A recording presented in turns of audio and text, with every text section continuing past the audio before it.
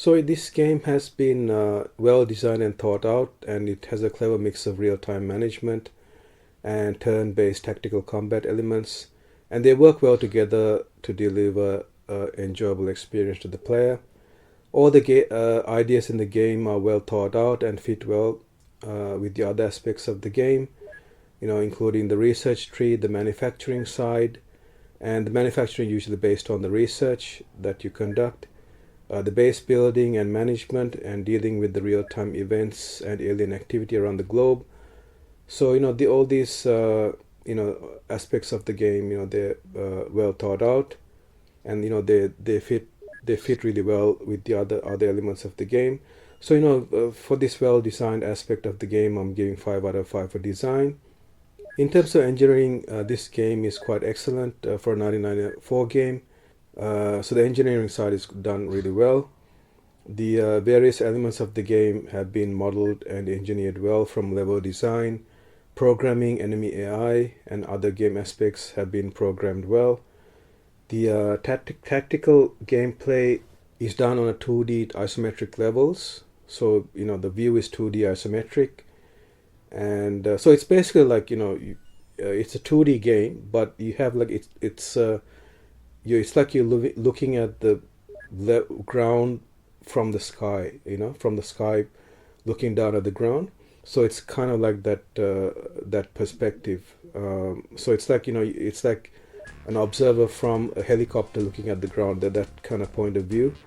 And these levels, these 2D isometric levels, they're randomly generated, and this ensures a different experience each time, because each time the levels are different, even if you go to the same area of the globe, because they have divided the globe into different areas, like the desert areas, the forest areas, the mountainous areas, and things like that. So depending on the area that you conduct in the mission, the surroundings also change, but also the actual level itself, changes. So the position of the trees, the rocks, and things like that, the UFO and all those things, they also change from mission to mission. So no one mission is the same. It's the same from the previous ones. So that's really quite good. So this shows a level of attention to detail they have shown to the game, which is really good.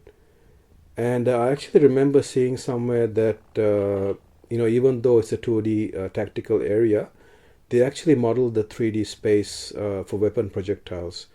So to ensure that the combat was accurate, it was accurate experiment. And this is actually true, because you can actually see the bullets flying past the players during combat. So you can see the bullets actually narrowly missing the players during combat. So this is actually quite true. I have actually seen that. And again, this shows a good attention to detail. The UI elements throughout the game are attractive and functional. All the elements have been thought out well and have been programmed and developed well as well. So UI elements like buttons and menus and things, those have been done really well as well. But I did discover some bugs during gameplay. One is that in a base, you can't hire more than 255 engineers. And if you do, it causes an issue. And I think what is happening is it's a type overflow error. So I think they used the 8-bit unsigned char type in the C language. So it's like a numeric type. It can hold values from 0 to 255. So 0 to 255, it can hold the values. So after that, it starts wrapping. So what happens is it goes from 0 to 255, and then the next value is not 256, it goes back to 0. So the values wrap. So what was happening is, let's say I hired 255 engineers, and then if I hired 10 more, it'll go back to 10. Rather than 265, which is 10 more, it actually goes back to 10, and then you're left with 10 engineers. You're left with scratching your head trying to figure out exactly what happened. So I think even other personnel, you will get the same error. So if you hire scientists, more than 255 scientists or more than 255 soldiers, you will get the same error, because they used a type which can't hold values greater than 255. So I think that's the issue. So that's one of the issues that I encountered. The other issue that I encountered is in the tactical weapon loadout screen, and if the ground area becomes really crowded with weapons, and you can't scroll to see the next ground screen, so you can drop some weapons, and you're forced to kind of juggle weapons in the hands of soldiers and drop them when the mission starts. So that's not really an ideal situation. I mean, they're not huge issues. I can't say that the type overflow issue is not significant. That is quite a significant bug, and I did manage to get around that by limiting the number of engineers that are hired in per base. So I was able to get around that, but that is quite a significant issue. But the dropping of the weapons in the tactical loadout screen, that's not a huge issue. But nevertheless, because of these issues, I gave a score of 4 out of 5 for engineering, and I wanted to give full marks given the amount of effort they have made. But because of these issues, I did give 4 out of 5, which is nevertheless still a high score. So all the graphical elements. So going on to the graphics, all the graphical elements have been done well. And for a 1994 game, it's quite nice. The graphics, graphics are quite attractive, but the 2D sprites are pixelated. The sprites being the 2D elements on the screens, they are pixelated because it's using low resolution of 640 by 400 pixels in the game. So the resolution is 640 pixels across by 400 down. The height of 400 pixels and a width of 640 pixels, which is by today's standards, that's a very, very low resolution. So but you can't expect too much because it is a 1994 DOS game. So we shouldn't expect too much in that area. So because of this, but regardless of that, the graphics have been done quite well, and I'm giving a score of 4 out of 5 for the graphics. The sound effects are quite good, despite the age of the game, and so is the music. The music sounds like old MIDI track. MIDI. I don't know if some people might remember the MIDI standard. It's like a description of a song, and the audio card. Back in those days, we had separate audio cards like Sound Blaster. And the Sound Blaster card would be able to read that description of the audio and play the musical instruments to match that. So that's called MIDI, M-I-D-I. So the music in this game actually sounds like a MIDI soundtrack. And I wouldn't be surprised if it was actually a MIDI one. So it actually sounds like that. But despite the age of the game, the sound effects and the music are good, and I can give both of those a score of 4 out of 5. So going on to the gameplay, it's probably the highlight of the game, and the seamless mix of real-time strategic elements and the tactical turn-based elements work quite well. From the landing at alien terror sites to take out the alien hordes, to scavenging alien technology from the battlefield to use it against the aliens is an exhilarating experience. You really have to play the game to understand. To get it, you really have to get into the game to understand this. Just looking at the visuals, it might not convey the same feeling, but once you get into the gameplay, you can get that same experience. The player gets to build and upgrade multiple bases around the world, and upgrade those bases with various facilities and defenses. And some of these facilities only become unlocked as a result of research. The player can hire soldiers, scientists, and engineers. Soldiers obviously perform the combat, the scientists, they perform the research, and the engineers, they're the ones who do the manufacturing. And whatever manufacture you can actually sell, including whatever you salvage at alien sites, you can sell those as well, so you can increase your funding, so you can expand your bases and hire more people. So the player is also able to manufacture like new weapons, munitions, and craft, and some of these only are available after research. So in the real-time strategic mode of the game, there's a globe. There's a 3D globe.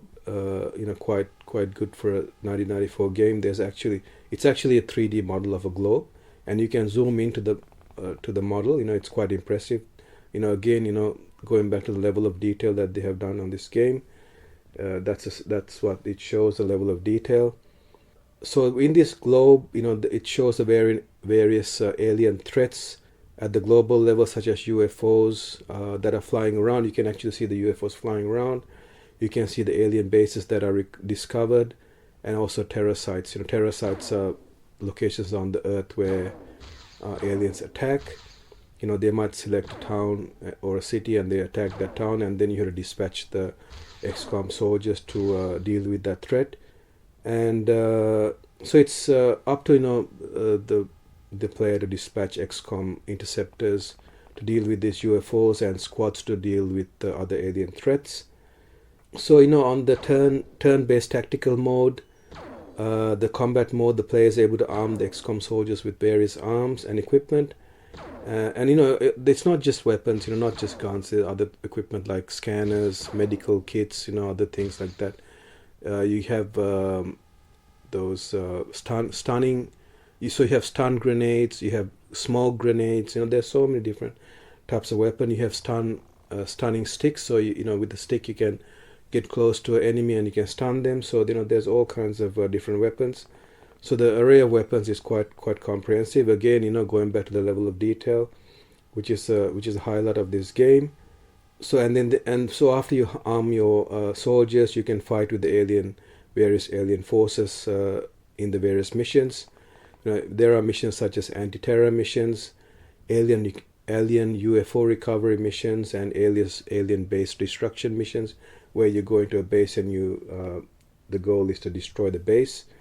And if you're doing too well, if the XCOM side is doing too well, then the aliens actually dispatch UFOs to try and locate the base. You can actually see the UFOs going back and forth on the globe, trying to locate the base. It's quite impressive. Again, the level of detail, going back to the level of detail.